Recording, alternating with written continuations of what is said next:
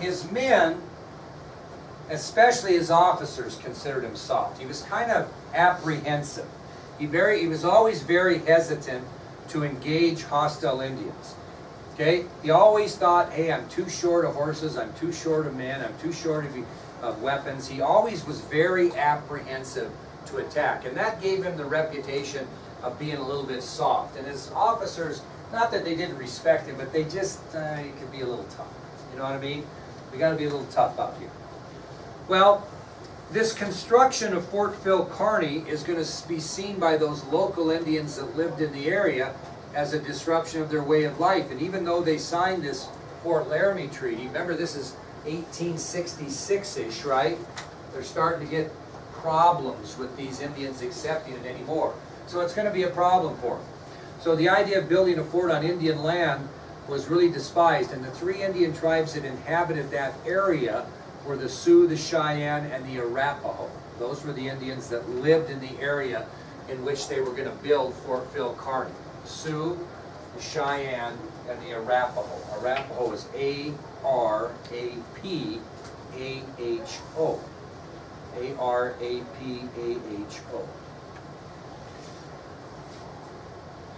Now, what was Carrington's philosophy at that time? He believed in a defensive nature of fighting. He believed his orders were to protect the Bozeman Trail, not to engage hostile Indians. So he's only going to engage when he is, attacked upon. He's not going to go on the offensive. Very much of a defensive commander. Again, he believed his orders were not to engage hostile Indians, but to protect the Bozeman Trail. Get the fort built. Make it available for those traveling the Bozeman Trail, etc., etc., etc. So he will only fight when forced to. Okay? Well, let's talk about the construction of Fort Phil Kearny. This is kind of an interesting situation. If you go there now, how big is the fort? Anybody know? Anybody been there? There is no fort. Okay? It's your imagination, which I really like, because when I tell you about the fort, when you get there and they have the boundaries staked out and a few examples, and of course their visitor center museum is very good, but you get to go there and kind of imagine what was here and what was there, and it was kind of cool. So I'm going to give you a lecture on the construction of Fort Phil Kearny. Now, it was in late June of 1866, that soldiers and civilians arrived at that chosen location to begin preparations to build the fort. So everybody arrives in late June of 1866. Soldiers and civilians arrive at this chosen site, and they begin to make preparations to construct this fort. Because there's nothing there. It's just a big open area. Okay? Now, the group brought with them 120 wagons, which had supplies and building materials, with 6 mules pulling each wagon. So they were hauling some supplies and building materials. So the group brought with them 120 wagons that were filled with supplies and building materials. What do I mean by building materials? Wood. No, wood, everything but wood. Because where are they going to get the wood?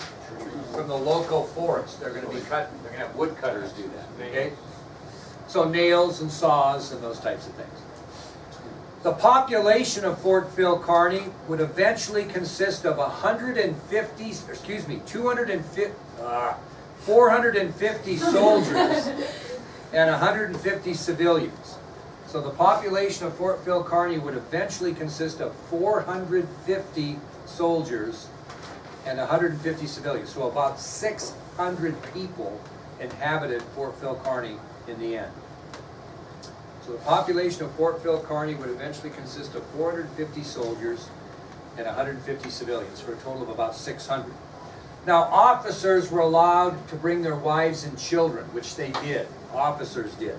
And so as a result, there were 11 women and 18 children in that 600 people that we talked about. Yeah.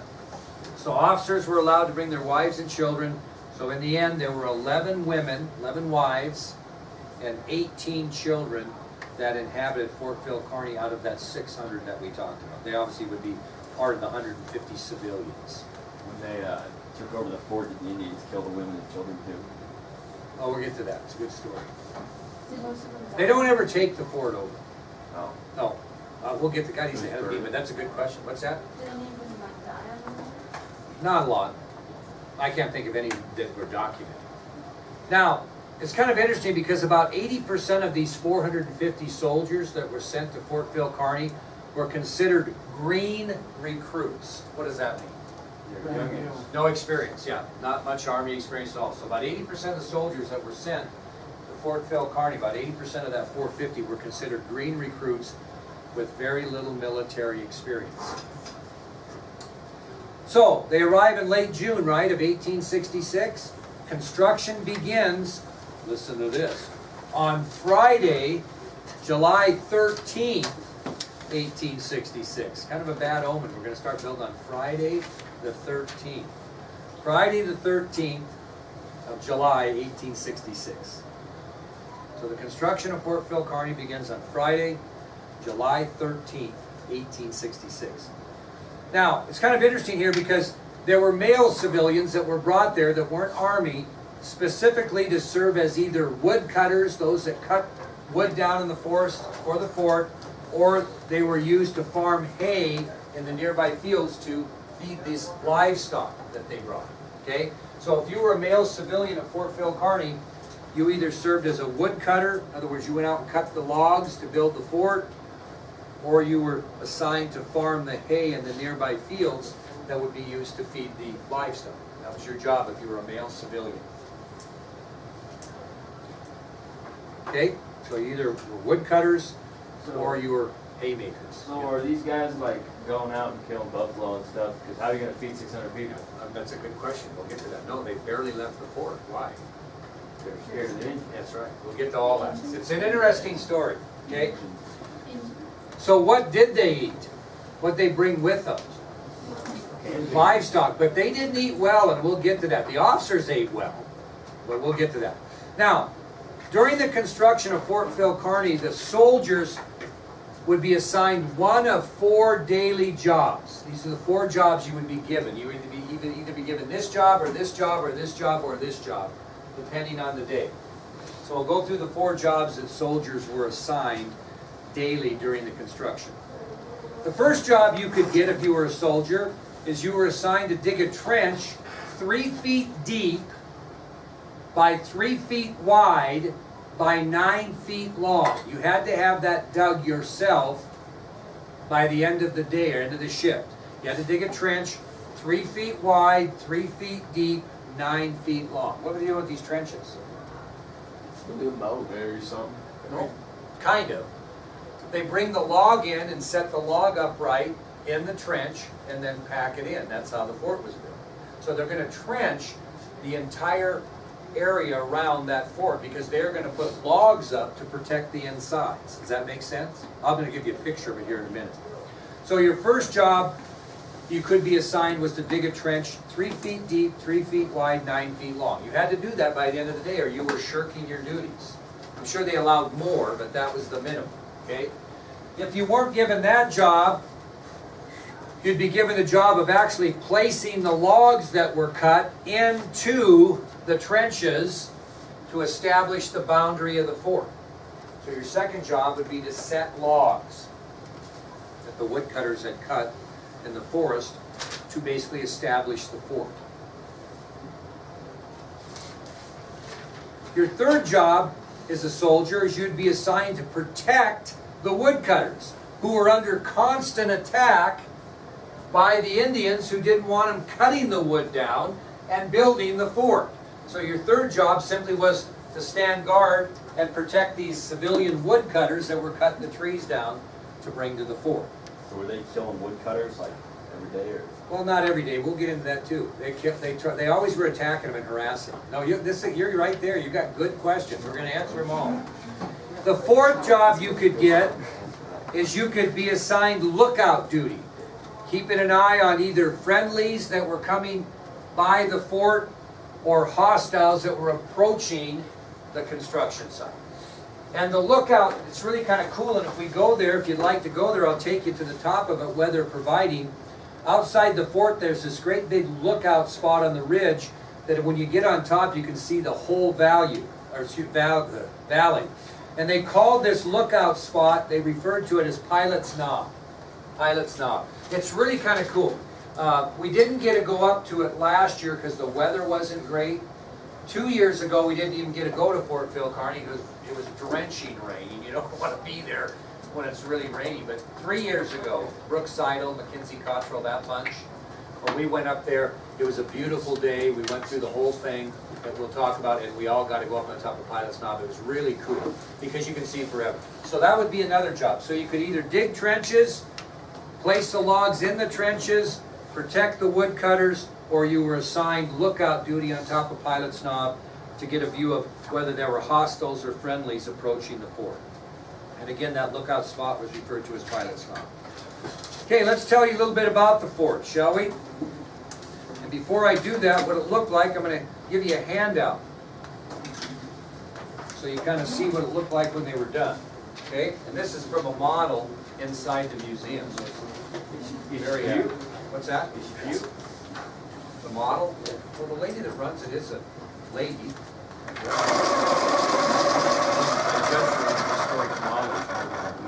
Sorry. I'm not 18 anymore.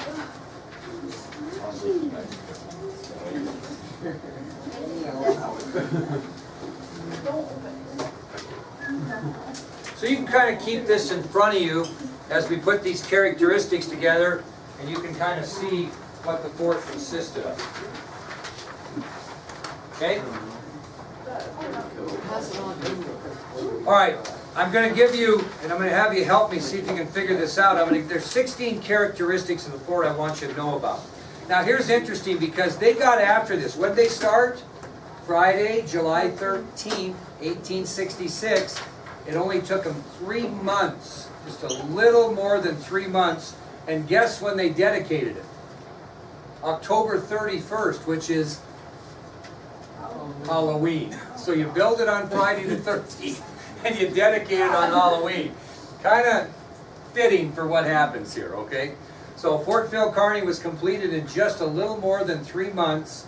The official dedication occurred on October 31st, 1966, and I'm going to give you 16 characteristics of Fort Phil Kearney. 1866. 1866. I say 76? You said 19. Oh, why am I? 1866. Now these characteristics, this isn't everything, but you can kind of pick some of this up on the map.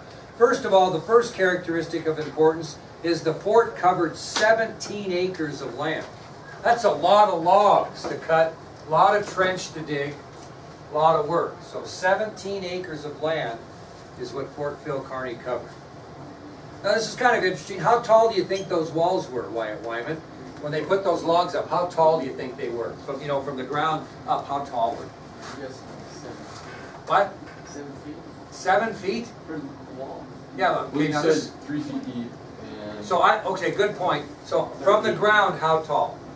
12. 6 feet. Most people, he's actually pretty close. Most people say, oh, 14, 15, 20 feet, you know, got to protect. They were 8 feet tall from the ground. 8 feet. And when you look at that, you got to remember that people were smaller then. Most men were about 5'10". You know, you didn't have your 6'5" people running around at the time. Matter of fact, if you were in the cavalry, you had to be small. They wouldn't let you be in the cavalry because they didn't want the pressure on the horses. So you had to weigh a certain amount. Really, that's true. If you were too tall, General Custer was like 6'1", and barely made the cut to be able to be in the cavalry because of his height. So they had some things there. But so 8 feet doesn't seem much today, but at that time that was a pretty good barrier, 8 feet tall. So the first characteristic covered 17 acres of land. Second characteristic, the walls of the fort were 8 feet high. There were more than 4,000 logs used in the construction of the fort. That's number 3. More than 4,000 logs used in the construction of the fort. More than 4,000. There's 60. So we got a ways to go. We got time. Now, what's in the number 4? What's in the middle of the fort? Flag. A 120-foot flagpole.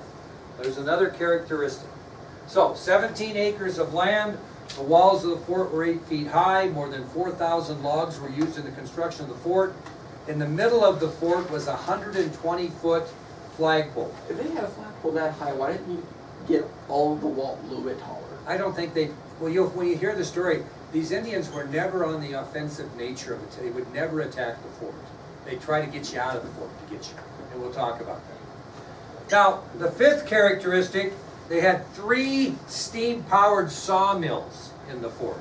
3 steam-powered sawmills. And of course, they were used to cut lumber into boards for the construction of buildings inside the fort, furniture, etc. So they would bring logs in and use these sawmills to cut the lumber into boards to build buildings inside the fort, furniture, etc. The 6th characteristic they had in the fort was a brick factory, where they actually made brick to build things inside the fort. What would be maybe an example where they might use brick? How about Colonel Carrington's fireplace in his home they built? Okay, so a brick factory. All right, now kind of see if you guys can figure a few things out. What else might they need inside that fort? Stables. Okay, just a second. Just a second. Homes for the officers. Very good. Homes for the officers. Thinking about building homes where the officers are going to stay, what would be the next characteristic? Where they're eating. No, let's go. Barracks. Homes for civilians. Well, barracks for the enlisted men. So the officers are going to live in these homes, and the enlisted men are going to live in barracks. You know what barracks are, where many men live in one area. What else might you need inside a fort like that to, I guess, kind of live life? Well, bathrooms.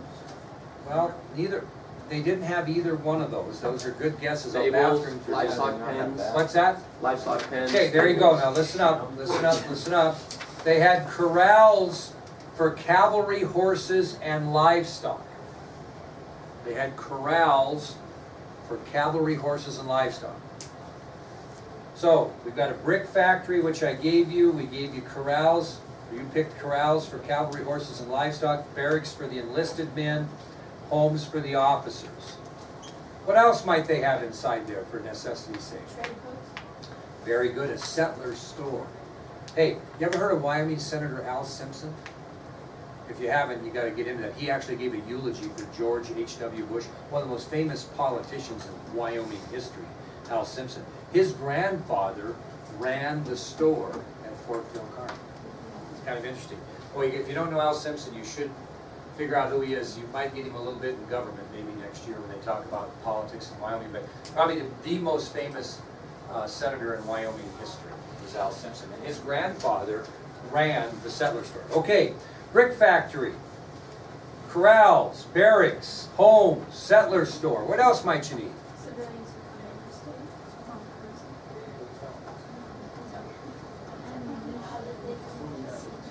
person. Well, they do have that, but it really wasn't built. But we'll get to that. They had a powder magazine, but we'll talk about that. What else might you need? Armory. Now, you're all talking at the same time, just so I can't tell if anybody said it. What else? Somebody over here. What else? I'm talking about the 17 most significant characteristics. Church. Had a girl. At a church.